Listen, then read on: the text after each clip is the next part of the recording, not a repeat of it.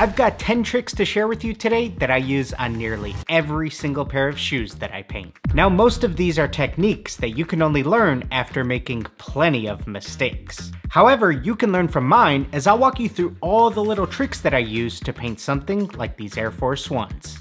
And if you stick around, there is one mind-blowingly cool trick that we've never shared before.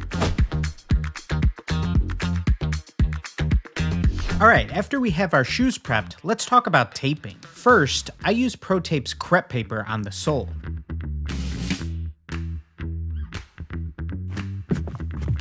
Then when it comes to applying tape where the midsole meets the upper, I use green Scotch 2060 tape that I rip into tiny pieces. This makes working around curves much easier.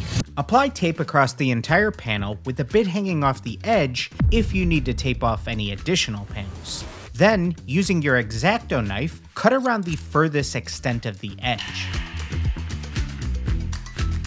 Use a palette knife to tuck the excess under the lip of the surrounding panel.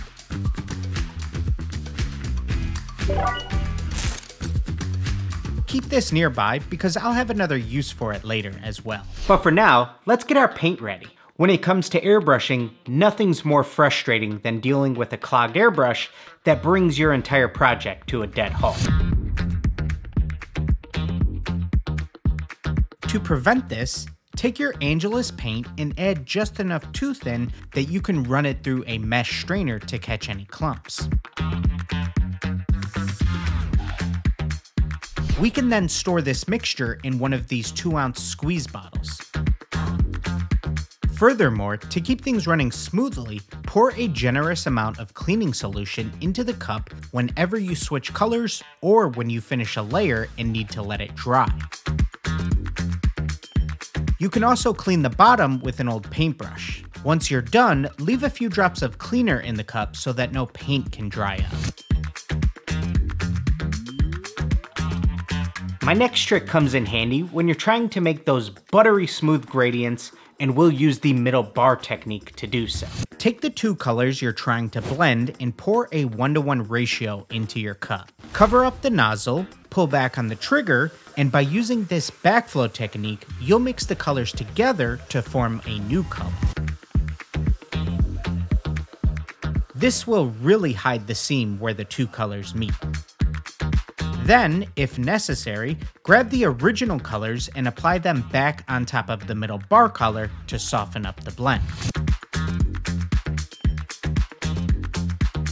To create textures or paint with airbrush stencils, we'll use that same backflow technique once again. Grab some of the original colors and mix in lighter or darker paints. This will create various tones that work perfectly to create those soft, subtle textures. For this animal skin pattern, I'll mix some dark green into my lighter green and backflow those together inside my airbrush cup.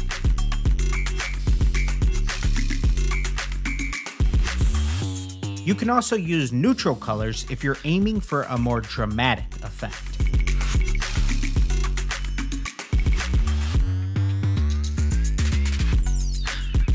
Let's check in on how our tape job held up.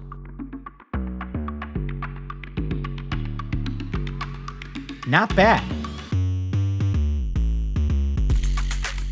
I'll need to paint the quarter panels and toe box black before we dive into our next trick.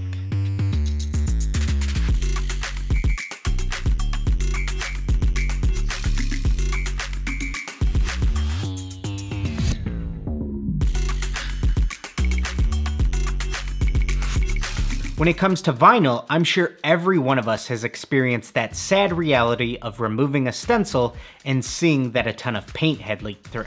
Now, you've created more work for yourself and probably would have been better off not using a stencil at all. To prevent this, you must heat the vinyl down thoroughly.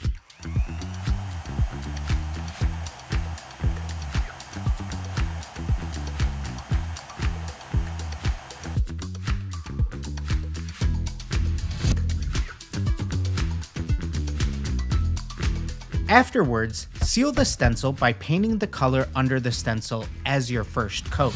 So if any paint does leak through, it'll be that first color on top. But what if there are multiple colors like we have here? You can use neutral paint, which is colorless. Combining this tip along with heating the stencil beforehand, and now when we peel that back, we have nothing to fear.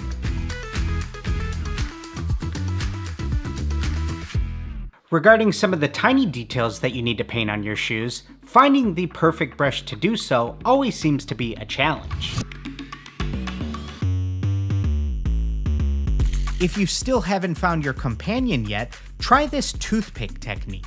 With this, you'll always have one consistent rounded tip that won't fray on you. It's ideal for things like the Nike Air stitching on the back tab. Speaking of tiny details, our project wouldn't be complete without touching up all of those unpainted edges around our panels.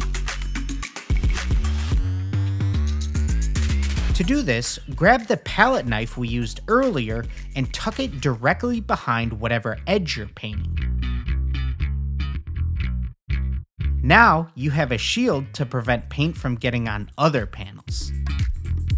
This one truly broke my brain the first time I saw it. The pinky finger brace and controlling your breathing are also important things to practice. After you finish all the painting, it's usually time for any additional cleanup needed. If you have dried up paint on the midsole, you can easily scrape that right off with your toothpick. Or if there's any of that dreaded leftover tape residue, grab a glue and residue eraser.